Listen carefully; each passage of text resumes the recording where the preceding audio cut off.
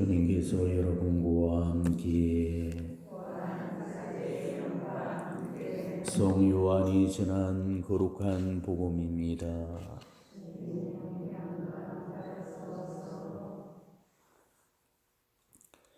그때 예수님께서는 사마리아를 떠나 갈릴리아로 가셨다.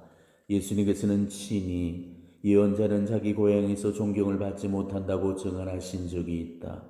예수님께서 갈릴리아에 가시자 갈릴리아 사람들이 그분을 맞아들였다. 그들도 축제를 지내러 예루살렘에 갔다가 예수님께서 축제 때에 그곳에서 하신 모든 일을 보았기 때문이다. 예수님께서는 물을 포도주로 만드신 적이 있는 갈릴리아 카나로 다시 가셨다. 거기에 왕실 관리가 한 사람이 있었는데 그의 아들이 가파르나움에서 앓아 누워 있었다. 그런 예수님께서 유다를 떠나 갈릴리아에 오셨다는 말을 듣고 예수님을 찾아와 자기 아들이 죽게 되었으니 가파르나움으로 내려가시어 아들을 고쳐주십사고 청하였다. 예수님께서는 그에게 이르셨다. 너희는 표징과 이적을 보지 않으면 믿지 않을 것이다. 그래도 그 왕실 관리는 예수님께 주님, 제 아이가 죽기 전에 같이 내려가 주십시오 하고 말하였다. 그러자 예수님께서 그에게 말씀하셨다. 가거라, 너희 아들은 살아날 것이다. 그 사람은 예수님께서 자기에게 이루신 말씀을 믿고 떠나갔다. 그가 내려가는 도중에 그의 종들이 마주와서 아이가 살아났다고 말하였다. 그래서 그가 종들에게 아이가 나아지기 시작한 시간을 묻자 어제 오후 1시에 열이 떨어졌습니다 하고 대답하는 것이었다. 그 아버지는 바로 그 시간에 예수님께서 자기에게 네 아들은 살아날 것이다 하고 말씀하신 것을 알았다. 그리하여 그와 그의 온 집안이 믿게 되었다. 이렇게 예수님께서는 유다를 떠나 갈릴리아로 가시어 두 번째 표징을 이루기셨다. 주님의 말씀입니다.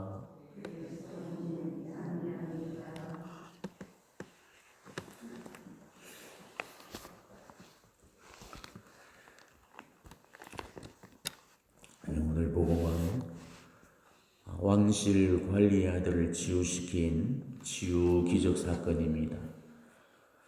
오늘 기적은 카나에서 일어난 두 번째 기적 사건이죠.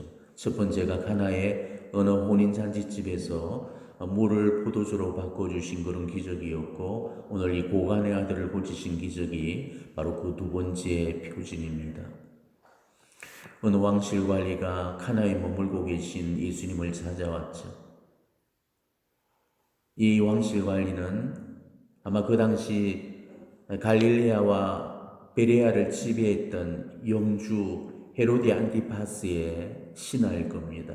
이 헤로데 안티파스는 헤로데 대왕의 아들로서 세례자 요한의 목을 베었던 그런 왕이죠. 이 왕실 관리는 아마 헤로데 안티파스의 친척점으로 고관별설을 하는 그런 신하로 추정을 하고 있습니다. 때문에 당시로서는 귀족 출신의 높은 그런 신분이었죠. 왕실 관리는 예수님의 명성을 듣고 가파르나움에서 카나까지 급히 달려왔습니다. 예수님을 가파르나움으로 모셔가려고 찾아왔던 겁니다. 이유인즉슨 바로 자기 아들이 죽어가고 있었기 때문입니다.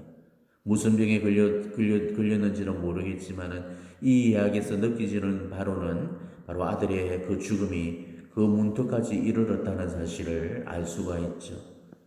근데 가파르나움에서 카나까지는 그렇게 간단한 거리가 아니었습니다. 오르막길로 계속 올라가서 대략 30km 정도를 걸어가야 되는 그런 거리였죠. 당시의 그 도로 사정이나 도로 여건으로 따지자면은 꼬박 하루길을 걸어야 되는 그런 거리였습니다. 지금 그 병자는 1분 1초가 급한 총각을 다투고 있었고, 거리는 하루길을 걸어야만 도달할 수 있는 그런 상황에서 시간을 재고 말고 할 그런 여유가 도무지 없었죠.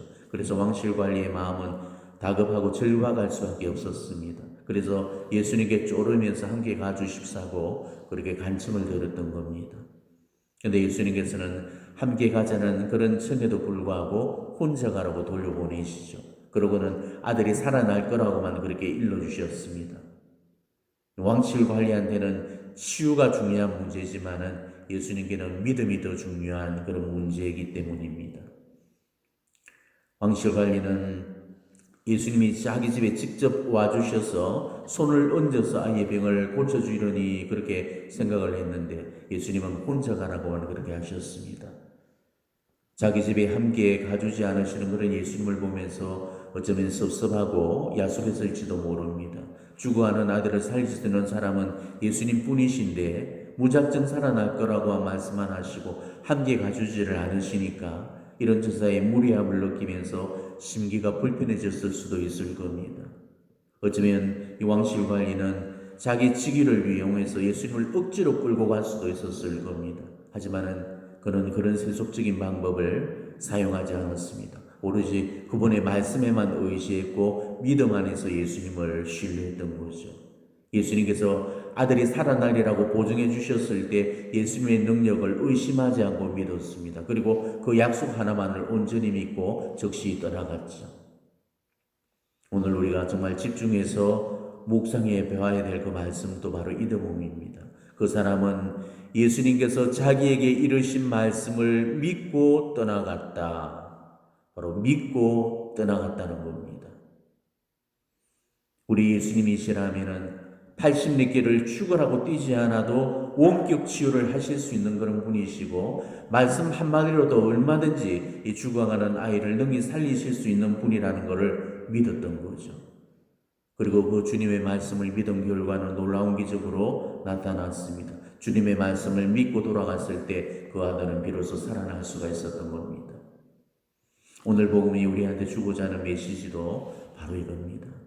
예수님과 그분의 말씀을 우리가 굳게 신뢰할 때 반드시 치유를 받게 된다는 것이죠.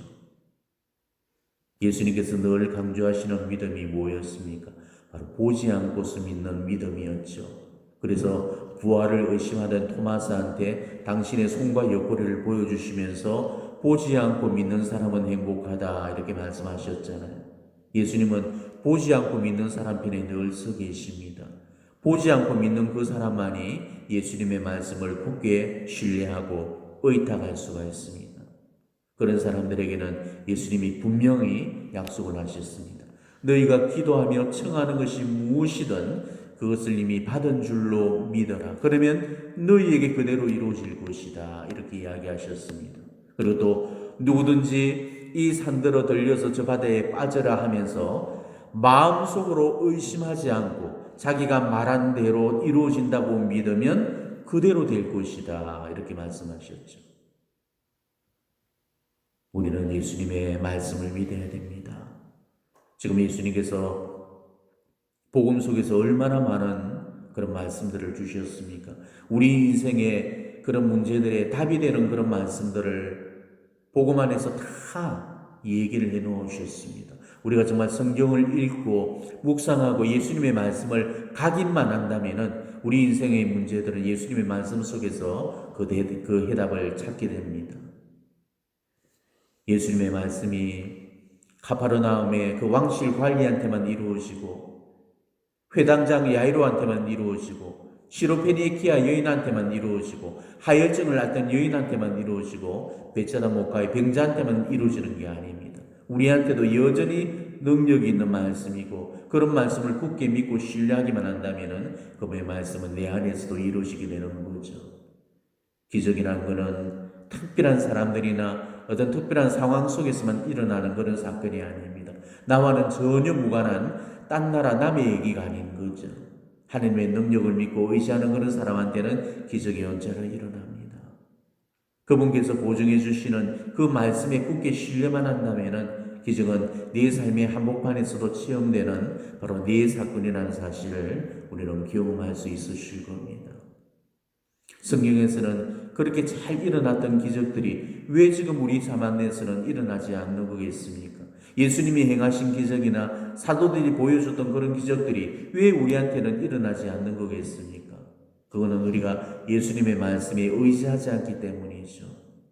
우리가 기적을 만날 수 없는 가장 큰 문제는 자기 힘으로 더 이상 손쓸 수 없을 때까지 가야만이 결국은 자포자기의 그런 심정으로 예수님을 찾게 된다는 것입니다.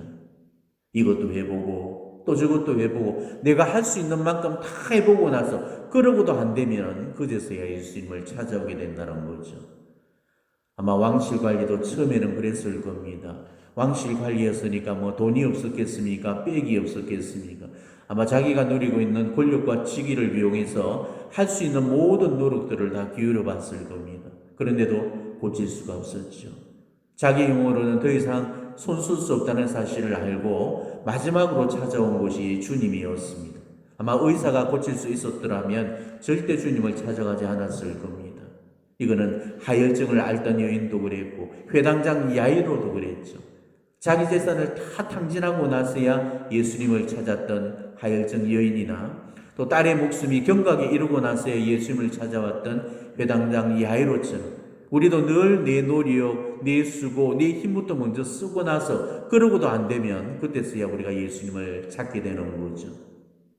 물론 이들이야 그때까지만 해도 예수님을 몰랐을 수도 있고 예수님을 영접할 기회가 없었기 때문에 그럴 수 있었다 손 치더라도 지금 우리는 그렇지 않잖아요. 예수님을 모르는 사람이 어디가 있습니까? 다 우리는 예수님을 알고 있고 예수님의 능력까지 알고 있잖아요. 자, 그런데도 우리는 예수님께 의탁하지 않고 예수님의 말씀을 신뢰하지 않습니다. 자기 힘과 노력으로만 우리의 인생 문제를 풀려고 합니다. 그러니 늘 실패할 수밖에 없는 것이죠.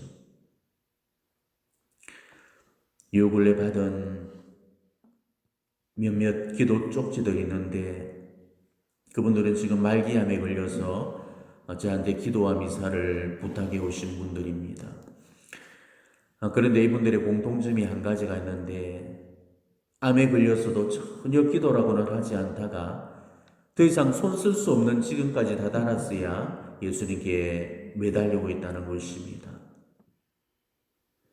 좋다는 약 그리고 용하다는 병원들 전전하면서 인간적으로 쓸 수 있는 모든 힘들을 다 쓰고 이것도 해보고 저것도 해보고 더 이상 이제 손쓸 수 없을 그런 지경에 와서야 비로소 예수님을 찾게 되었다는 겁니다. 물론 우리 예수님은 그런 중에서도 늦게라도 개입하셔서 우리의 그런 공고한 사정들을 해결해 주시겠지만은 정말 좀 더 일찍 예수님 앞으로 나왔으면 하는 제 개인적인 그런 아쉬움들이 많이 남습니다.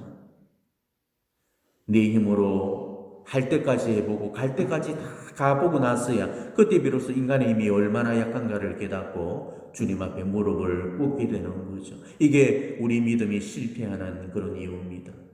내 힘으로 뭔가를 할 수 있다는 그런 착각이 오히려 하나님의 은총을 막고 있고 기적을 늦추게 되는 겁니다. 너희는 나 없이는 아무것도 할 수 없다는 이 주님의 말씀에 우리가 신뢰하지 않는다면 우리의 노력은 허사고 우리의 수고는 물거품이 되고 마는 겁니다. 주님께서는 성령을 통해서 우리에게 분명히 약속하셨습니다.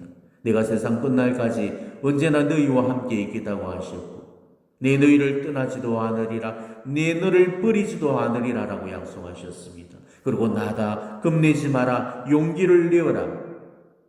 우리는 이런 주님의 말씀을 굳게 신뢰하고 정말 신실하신 그 주님의 약속을 믿음의 보증으로 삼고 살아갈 수 있어야 됩니다. 자기 힘이 너무나도 미약하다는 걸 깨닫는 사람만이 하나님을 신뢰할 수가 있습니다. 그리고 하나님을 향한 그 신뢰가 하나님을 내 삶에 초대하는 그런 기적을 만들어내게 되죠. 내 힘으로 도저히 할 수 없는 일도 하나님께서 개입하시면 이루어지게 됩니다. 우리는 다만 기도할 뿐이고 그 일을 완성하시는 분은 바로 하나님이십니다. 우리 예수님께서는 어떠한 병도 고칠 수 있는 능력자이십니다.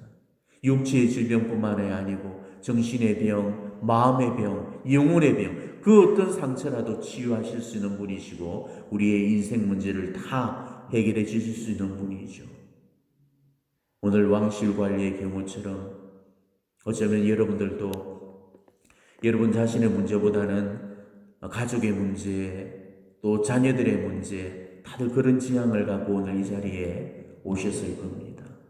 오늘 왕실 관리가 주님 앞에 찾아와서 주님, 제 아이가 죽기 전에 같이 내려가 주십시오 하는 그런 마음으로 오늘 여기를 찾아오셨을 겁니다.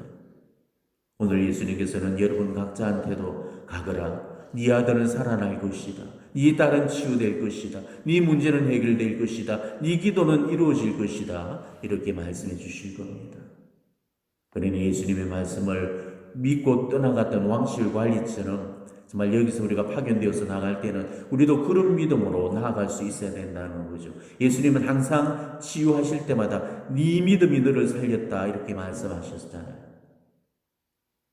우리가 오늘 이렇게 어려운 발걸음을 옮겨서 여기까지 와서 이렇게 미사를 봉헌하면서 정성을 들이는 이 시간을 우리 예수님께서는 귀하게 여겨주실 겁니다. 이 가버나움에서 가나까지 한 걸음에 달려왔던 이 왕실 관리의 이 발걸음처럼 우리의 발걸음 역시도 귀하게 축복해 주실 겁니다. 그리고 오늘 우리가 지향하면서 봉헌하는 그 기도를 이 미사를 통해서 다 들어주실 줄로 믿습니다. 지금은 잘 모르겠지만은 보지 않고도 말씀을 믿고 떠나갔던 이 왕실 관리처럼 오늘 여러분들도 이 주님 말씀만 믿고 이곳을 떠나가셨으면 합니다. 가거라, 네 아들은 살아날 것이다. 가거라, 네 딸은 나음을 받을 것이다. 가거라, 네 문제는 해결이 될 것이다. 바로 이런 위로와 용기를 주시는 주님 말씀에 우리가 정말 모든 걸 걸고 확실히 찬 그런 발걸음을 돌려봤으면 합니다. 그러면 내 믿음이 나를 살리게 될 겁니다. 예수님의 말씀을 굳게 믿고 정말 우리가 간절한 마음으로 기다리다 보면은 내게도 반드시 응답이 주어질 날이 반드시 올 겁니다. 어떠한 인생 문제도 우리 주님께서 그 답을 쥐고 계십니다.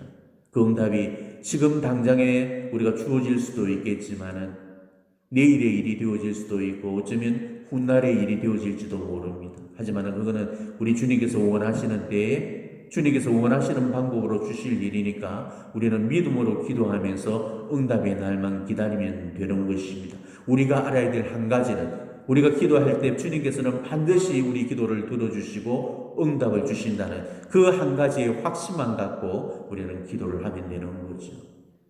분명한 한 가지, 제가 정말 여러분들에게 자신 있게 말씀드릴 수 있는 것은 여러분들한테도 기적은 반드시 일어난다는 사실입니다. 저한테도 무수히 일어났던 그런 기적들이 여러분한테만 비껴갈 리가 있겠습니까? 주님을 굳게 믿기만 하면은 기적은 일어납니다. 우리 예수님은 어디서든 다 현존하시는 분입니다. 누구한테나 다 현존해 주시는 분입니다. 제 삶 속에서도 현존하시고 여러분 한 사람 한 사람한테도 다 현존하고 계십니다.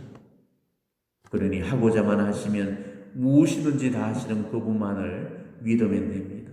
우리가 믿고 신뢰하고 의탁하고 봉헌하는 것, 그게 가장 중요한 이 응답의 원리인 겁니다. 예수님께서는 하고자만 하시면, 그리고 우리가 그거를 믿기만 한다면은 정말 시공을 초월하시고 불가능을 뛰어넘어서 모든 것을 가능으로 바꾸시면서 우리의 기도에 꼭 응답을 해주실 겁니다. 하느님께는 불가능이 없다던 대천사 가브리엘의 그 증언을 꼭 명심하시기를 바랍니다.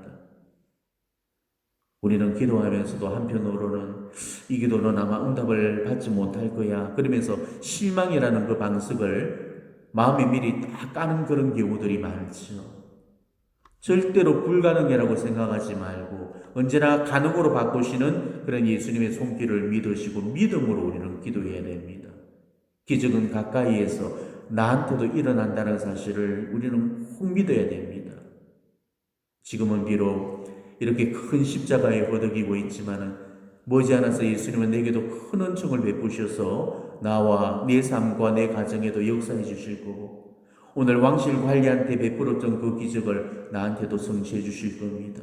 주님을 믿으시고 주님의 말씀을 믿으시고 주님의 약속을 믿으시기 바랍니다. 우리 주님은 언제나 가장 좋은 최고 최상의 선물을 나를 위해서 마련해 놓고 계십니다. 눈으로 본 적이 없고 귀로 들은 적이 없으며 아무도 상상조차 하지 못한 일을 하나님께서는 당신을 사랑하는 사람들을 위해 마련해 주셨다. 바로 이 말씀은 나한테 주시는 말씀이고 나한테 허락하신 믿음의 응답입니다. 그러니 먼저 하나님을 굳게 믿으시기 바랍니다. 그러면 하나님께서도 아마 여러분을 믿어주실 겁니다. 먼저 하나님의 말씀에 귀를 기울이시기 바랍니다. 그러면 하나님께서도 여러분의 단원에 귀를 기울여 주실 겁니다. 오늘 여러분들이 가진 이 기도의 지향들, 그리고 주님께 올리고자 하는 그런 단원과 단식이 우리 주님의 마음을 움직이는 그런 살아있는 기도가 되어서 우리가 주님께로부터 응답을 받고 치유를 받고 회개를 받는 그런 능력 있는 믿음으로 축복받으시기를 주님의 이름으로 축원합니다. 아멘.